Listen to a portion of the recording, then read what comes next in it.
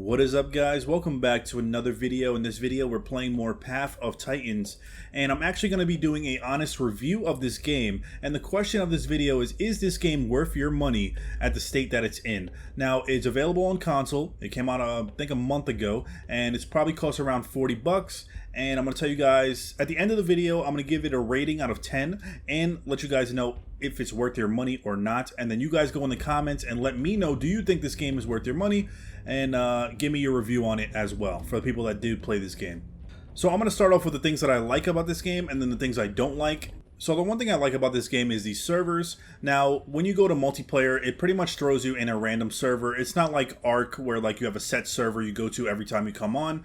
It just throws you into a random server, and sometimes it could be really fun because you get some good servers with good people. Sometimes it can be boring. It's really random, but you always get put, well, at least for me, I always get put in a full server, about like 70 people, 75 people, and that's good. So that means a lot of people on the game. And you can also do community servers, which is like servers that people make that have their own admins and they have more rules. You know, official servers have no rules, but community servers have rules.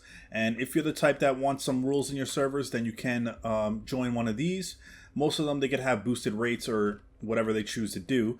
And then they also have mods as well that I think you could use on those community servers. So they have, like, you know, they have this map right here, the island. They have some dinosaurs here that you could download. Looks pretty crazy. I haven't played around with any of these. If you want me to do a separate video on like any of these mods or dinos, let me know in the comments below, because I would love to do more videos on this game if you guys enjoy the content. Another thing I love in this game is the choice of dinos. They have a really good variety of dinos here. Hopefully, I'm sure they're going to add more in the future. There's not that many options as far as a lot, but most of these dinos actually look badass, and they look pretty scary in game when you see them in the wild. So that's what I really love about it, and I love how you can pretty much grow as like all the dinosaurs you want separately without affecting progress of any. So right now I got my T-Rex adolescent, where I have like my Allosaurus, which is a subadult, and then I have a trike here. So you see I'm working on multiple different dinos, and it's really cool that you can do that. So you can always switch off. You don't have to stay with one dinosaur the whole time. You can grow literally every dinosaur. Another thing I love about this game is just the open world aspect of it. You know, you're playing as a dinosaur, you're walking around the open world, and it just feels, I don't know, it feels pretty cool. And the map is huge, as you can see. Now, you would think the map this big that you wouldn't find any players, but you'd be surprised. You would find dinos all over this map in the most random spots. It can be a whole group. It can be like one at a time. It's really random, but it's really fun. I also love how they did not add any NPC dinos around. You know, if they had computer dinos just walking around, I feel like that would take away from the aspect of the game. I feel like what makes it cool is when you see another dinosaur in the wild, you know it's an actual real player and not just an NPC, which I think is amazing. And it makes it more fun, more scary, because then you have to, like, you know, it's unpredictable of what that player will do. If it's an NPC, it's always predictable if they're going to attack or not. But with a real player, you never know. So it always keeps you on your toes, and it's actually really fun. They also have cool options to change the skin of your dino. So if you want to change the color of your dino, they have an albino one. They have an all black color. Or you can try to get one with like a cool design on it. I think all of that is pretty cool. You use that with marks. Marks is like coins or currency, what you get from doing quests and stuff, that you can pretty much grind that to get some camos, which is also really cool. And then you have a list with the abilities. You know, as you grow, you unlock more stuff. So I don't have the metabolism or the legs yet, but you can see we have 2 attacks right here. We have hide. Hide is like, it's pretty much armor. So if I put thick scales on, it increases my defense. But my turning radius at a cost of speed and stuff like that. Well, I think that's a pretty cool option to have on the dinos. Makes them more fun with their attacks. Every dino has different type of attacks, so it all depends on what dino you use. Now, I will say, when you first get this game, you might be overwhelmed. It might be confusing. You might think it's boring, but give it a chance. I'm telling you, when I first played this game my first day, I thought the game was boring, bro. And I stopped playing it. But then the next day I was like, you know what? Let me try again. And then I'm glad I did, because I was able to meet some people and it was way more fun. Which leads me to my next thing that I like about this game is it is way more fun when you play with a group, either with people on the server or with your friends. And the way you can make friends on here is you could see people in the chat. You know, if I ask them right now, like if there's any T-Rex groups out there. Normally people like to invite the same dinos to their group. So for example, if I'm playing with my Aloe, I'll put in the chat any Aloe groups, and then they'll invite me to their group, and I'll be with a pack of Aloes. And the reason it's more fun playing with a group is because you can just go around together, you can hunt in packs, you can do quests together to get more points, and it's just more fun to play with people, especially if you're like talking to them on the mic, like in party chat. I think like 2 days ago, I met a group of like 4 people, and we always talk in party chat, and we play together, and it was just so much fun. We had so much intense battles. We were doing like I don't even know. I think we went against like 4 Sarcos yesterday with our Rexes and Aloes. It was crazy. But it's really fun with groups and friends. And if you don't have any friends to play with, you can make friends in the servers. Don't worry. A lot of people are actually friendly in here. And if you want to form your own group with somebody, let's say you see a wild dino in the wild and he's not really attacking you, he seems cool. What you can do is hold down for this wheel right here, and you go to this right here. And it would basically invite anybody that's nearby you to a group. If he accepts, you guys are now in a group. So yeah, make sure, if you're not having fun by yourself, try to make some friends, get in a group, and watch how much more fun this game will become. Because the battles in this game are intense. It's so crazy. Like, I wish I recorded yesterday when there was literally 3 T-Rexes and a Sarco going against like 4 Sarcos and a Meg. And it was a really intense battle to watch. I wish I recorded that. But the way they capture like the fighting in this game is pretty cool. Now the combat itself it's not bad actually. Like the hitboxes, you really need to bite like on their body to get a hit. It's not like Ark where you bite over their body and you hit them. I feel like it's not broken. So it's definitely more accurate than broken. You have to really get up on them and fight, which I kind of like about it.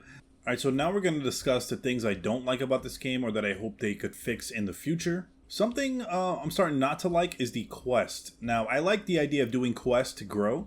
I feel like that makes it something to grind for, and it keeps you in the game for a while. And it's better to do it in groups, that way you just don't get bored doing it by yourself. But it can get repetitive. So you can see right now I'm doing a quest to get some lakeweed. And normally it'll be like these type of requests where like you're either getting lakeweed, acorns, pine cones, but you're doing it the same way. You just go up to it, you collect it until you get the required amount, and then you get points. And you move on and do the same thing. So it's pretty much all the same type of quest, and it gets repetitive. Hopefully in the future they can add different type of quest that's more, I don't know, more challenging or just different in a way. That way it's just not the same stuff.